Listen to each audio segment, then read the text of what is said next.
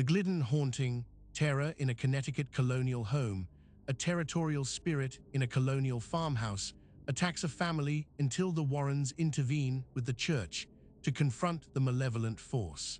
Autumn arrives gently in rural Connecticut, painting the landscape in shades of amber and rust.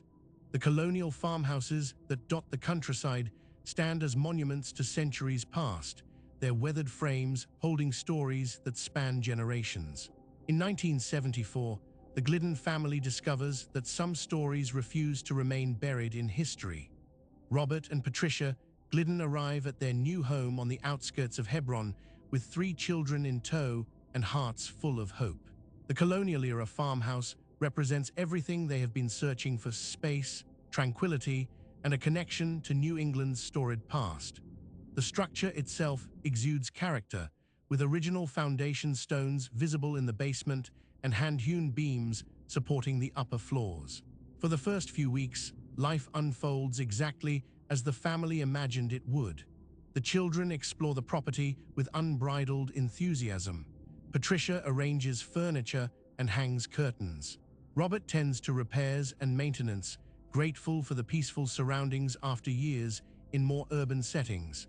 The peace shatters at 3 o'clock in the morning. Patricia wakes to the unmistakable sound of footsteps crossing the floor directly above her bedroom. The deliberate pace and weight of the steps suggest a full-grown adult moving through the space with purpose. She lies motionless in the darkness, listening as the footsteps traverse from one side of the room to the other. When she finally gathers the courage to sit up, the sound stops instantly, as if whatever walks above has been waiting for this exact response. Robert stirs beside her, asking what is wrong. Patricia describes what she heard, but when they investigate the upper floor together, they find nothing out of place. The children sleep soundly in their beds. No windows stand open. No rational explanation presents itself. The following night, Patricia wakes again at 3 o'clock to the same phenomenon. The footsteps begin and end in identical fashion. This pattern continues for a week before the children begin reporting their own experiences. They describe a man who stands at the foot of their beds during the night, watching them in silence. When pressed for details, they offer consistent descriptions: a tall figure dressed in dark clothing, visible despite the darkness of the room, standing perfectly still and observing them with what feels like hostile intent.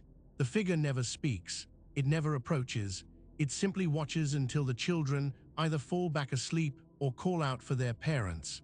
Robert maintains his skepticism until the night he encounters the figure himself. Standing in the kitchen, preparing a late-night glass of water, he looks up to find the man standing in the doorway.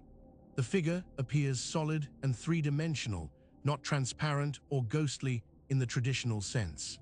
Robert freezes, his rational mind struggling to process what his eyes register as real. Before he can speak or move, the figure dissolves into shadow, dispersing like smoke caught in a sudden breeze.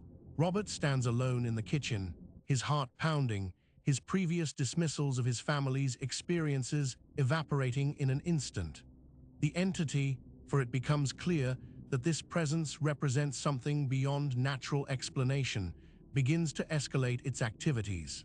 The haunting follows a methodical progression, as if testing boundaries and measuring responses.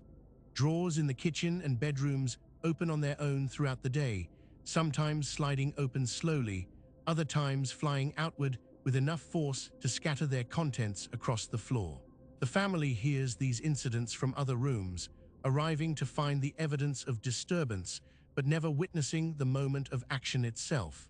In the parlor, an antique rocking chair begins moving without human intervention.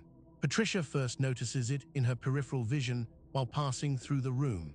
The chair rocks at a steady, deliberate pace, as if occupied by an invisible sitter. When she stops to observe directly, the rocking continues unabated, neither accelerating nor slowing, maintaining its rhythm for minutes at a time before gradually coming to rest. This phenomenon repeats daily, always in the afternoon hours, always with the same measured cadence.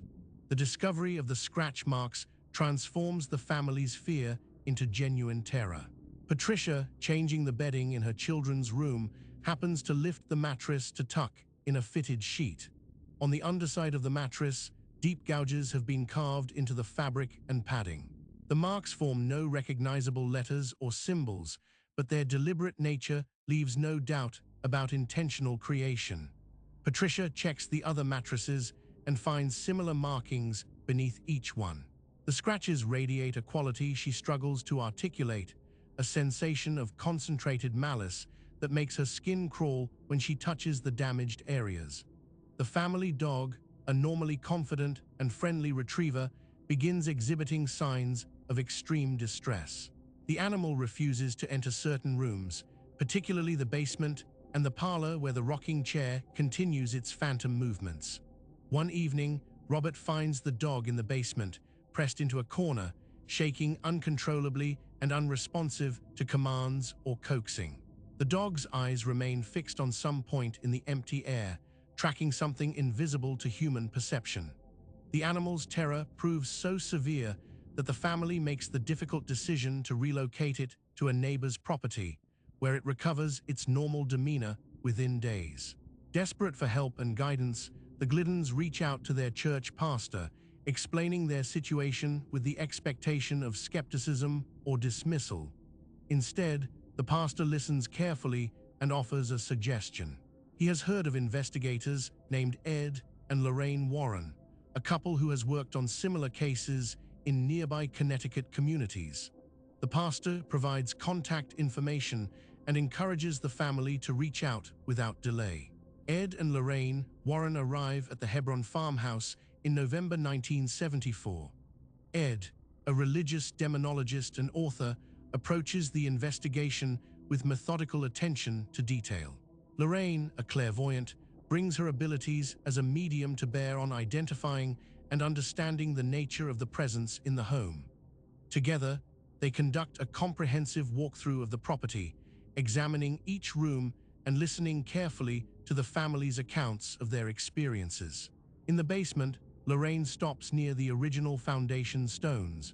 She stands silent for several minutes, her attention focused inward as she opens herself to the psychic impressions that saturate the space. When she speaks, her description comes with certainty and specificity. She senses a male presence, characterized by bitterness and a fierce territorial attachment to the land itself. This entity views the Glidden family as intruders, unwelcome occupants of space it continues to claim as its own despite the passage of time. The spirit demonstrates awareness and intelligence, making it far more dangerous than a residual haunting that merely replays past events without consciousness or intent. Ed Warren begins his historical research immediately, visiting county records and consulting local historical societies. His investigation uncovers significant information about the property's past. The original owner of the Colonial farmhouse passed away within the home during the 1830s. The circumstances surrounding this demise generated rumors and speculation at the time, with suggestions of foul play that were never officially investigated or resolved. The disputed nature of the original owner's end, combined with the apparent injustice of unanswered questions, provides a potential explanation for the spirit's lingering presence and hostile behavior. As the Warren investigation progresses, the entity responds with increased aggression. The presence appears to recognize the threat posed by the investigators and reacts by escalating its attacks on the family. Robert Glidden descends the basement stairs to retrieve tools when an invisible force strikes him from behind. He tumbles down the remaining steps, catching himself with his hands and sustaining a painful sprained wrist. The push comes with undeniable force and clear intent, leaving Robert shaken and injured. Patricia experiences an even more frightening assault. She wakes in the darkness to find herself completely paralyzed, unable to move her limbs or call out for help. A crushing weight presses down on her chest, making breathing difficult and painful. The temperature in the bedroom drops precipitously, her breath visible in the suddenly frigid air. She lies trapped and terrified until the pressure finally releases and she gasps back to full consciousness. Lorraine Warren later identifies this experience as a textbook example of oppression, a stage in which an inhuman entity attempts to physically subjugate its target, potentially as a precursor to more severe spiritual assault. The children begin sleepwalking, something none of them has done before. Their parents wake multiple times to find their children standing at the basement door, attempting to open it and descend the stairs while still fully asleep. When gently guided back to bed and awakened, the children have no memory of leaving their rooms. They report dreams of someone calling to them from below the house, inviting them to come down and see something important. Lorraine Warren classifies the entity as an intelligent, interactive spirit with demonstrated capacity for causing genuine physical harm. This represents one of the most dangerous categories of haunting, as the presence actively targets the living and appears capable of strategic thinking and adaptation. The situation requires immediate intervention before the attacks escalate further. Ed Warren coordinates with a Catholic priest from the Diocese of Hartford to perform a formal blessing and prayer of deliverance on the property. The ritual takes place on a cold November afternoon, with the Glidden family present along with Ed and Lorraine Warren. The priest moves through the house room by room, offering prayers and blessings, sprinkling holy water, and invoking divine protection for the family and the space they occupy. During the ritual in the parlor, the rocking chair begins moving again. This time, however, the gentle rocking transforms into violent spinning, the chair rotating on its base with supernatural force. Witnesses watch in stunned silence as the furniture moves with clear defiance of the blessing being performed. After several rotations, the chair stops abruptly, settling into complete stillness. In the basement, the temperature plummets despite the heating system running at full capacity. The cold persists throughout the prayer of deliverance, then gradually returns to normal as the priest completes the final blessings. After the ritual concludes, the disturbances cease. The footsteps no longer echo through the house at 3 in the morning. The rocking chair remains motionless. The children sleep peacefully without nightmares or sleepwalking episodes. The oppressive atmosphere that has permeated the home for months lifts, replaced by the quiet comfort the family originally sought when they moved to Hebron. The Gliddens remain in the Colonial farmhouse for an additional 2 years, experiencing no further paranormal activity during that time. When they eventually relocate, their departure stems from professional opportunities rather than fear or discomfort. Ed Warren maintains detailed documentation of the Glidden haunting in his case files. The investigation becomes a teaching example in the Warrens' lecture circuit presentations throughout the late 1970s. Ed and Lorraine use the case to illustrate the crucial distinction between residual hauntings, which involve psychic impressions replaying without awareness, and intelligent hauntings, in which a conscious entity interacts deliberately with the living. Lorraine frequently references Patricia Glidden's experience of sleep paralysis and oppression when explaining the stages of spiritual assault and the warning signs that indicate a situation requiring immediate professional intervention.